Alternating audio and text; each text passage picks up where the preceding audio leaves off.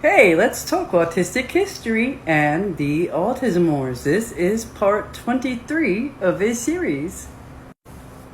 So up next, I'm going to share about the Hollywood hookup with John Shaystack and Portia Iverson and the Hollywood celebrities that come flooding into autism advocacy on behalf of these parent advocates in the entertainment industry. So, and then after sharing about this particular piece of the autism community, because this is just one piece of it, there are other parts of the autism community which we will talk about more, including Bernard Rimland's organization, Defeat Autism Now, and all that, but we will do that in upcoming videos. And after the Hollywood hookup, I'm going to go into a bit of a deeper dive look at the autistic community. Now, remember, the autistic community is a vastly different community than the autism community. And what was happening in the autistic community was very different in this era than what these organizations were doing. And so I'm going to share a article. It's kind of lengthy, but it's by it's by Jim Sinclair, speaking about or describing the launch and the start of the Autism Network International, ANI, and what was going on there and the community and culture that came up through that, and then eventually went into creating autistic-led conference, Autreat. So more of that coming up, but for now, the Hollywood hookup. In 1997, Shaystack leveraged his Hollywood connections and brought celebrities and a movie premiere into the mix. Yeah, it wasn't Indiana Jones, but it did include Harrison Ford. I got that a bit wrong earlier, but here we go. It was Air Force One. This is the movie. So Air Force One landed on movie screens in grand style. Big plane, big star, Harrison Ford, big price tag, $85 million, and eventually big ticket sales, 159.3 million so far, as it says. Ooh, boy, goodness, that's a lot. So that's great news for any movie executive, but for Air Force One producer John Shaystack, the film's success brings something more, something closer to his heart, a chance to use his moment in the limelight to focus attention on autism, a neurological disorder with no cure, which affects his 5-year-old son, Dove. All right, so complete with Hollywood types and floodlights, the Los Angeles movie premiere of Air Force One raised $250,000 for Cure Autism Now, or CAN, a foundation set up by Shaystack and his wife, Portia Iverson, to raise money and awareness.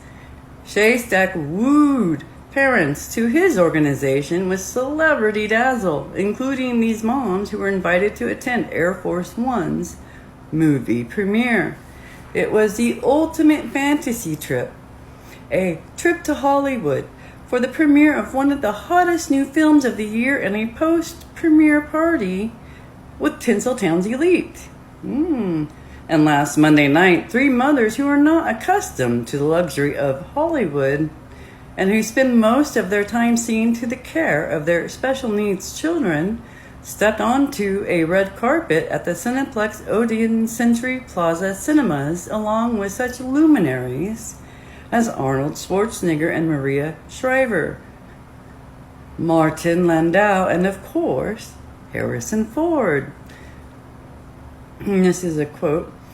"We had all gotten new dresses, done our hair, and let ourselves get caught up in the glamour of the evening," said Medovic. For Terry Tuso, whose son is also named Nicholas and is also 6 years old, all the frantic arrangements to schedule childcare were worth it for the moment when I was standing 2 feet away from Harrison Ford and Arnold Schwarzenegger. That was exciting. So interesting. this is my voice here. Interesting that a night for autism awareness didn't include any autistics, but the parents were able to nab the photo op with Arnold. It became standard for the autism community to spotlight parents, include autistics that could be used as a prop, and exclude self-advocates. And here's a quote. "It would be a shame if we didn't take advantage of a super generous community," said Chasek of the entertainment industry. "I think of Air Force One as an $85 million trailer for a Cure Autism Now benefit." $85 million trailer for their autism organization.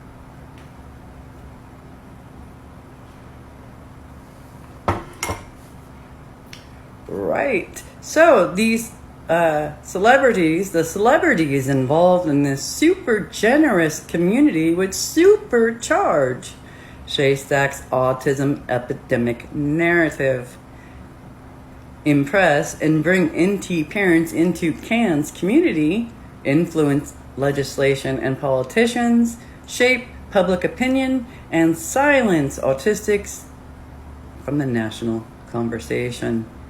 Autistics outside of a token weren't wanted or needed here, and we couldn't compete with the masses of NTs this type of activism attracted. The size of the autistic population might be far larger than most folks ever expected, but we were still a small minority group. Autistics were far outnumbered by this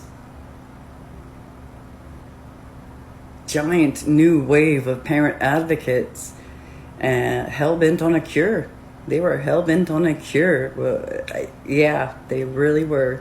And autistics, we simply couldn't compete with their unified roar about the autism epidemic being real, and they outright refused to listen to autistics who attempted to educate them otherwise. In his advocacy work with CAN, Shaystack very, very effectively weaponized non-autistics against autistics. And you'll start seeing the power of that when it comes time to generating attention for legislation that they want passed at the national level and later states. But yeah, so this is what was happening in one segment of the autism community. Mind you, there are several fronts and several belief systems here, and Cure Autism Now is just one of those. You also have Autism Research Institute, ARI, and Defeat Autism Now, DAN, from the Bernard Rimland belief system. And you also had applied behavior analysis, ABA, coming through behaviorism with Ivar Lovaas, which was its own set of ideas and solutions for autistics there. So they're very different ideologies, very different belief systems, very different approaches, and each of those ideas and approaches has a community, an autism community of parents who believe in these researchers, who believe in this autism belief system, and who support and become very powerful advocates going out into legislation and grants and the direction of autism research and everything, including not funding anything for services and support at the national level for many years. There's just so much coming up. I'm going to share about the autistic community in the next video and what we were doing over there. It's very different. But thank you for joining me and learning a bit more about autistic history.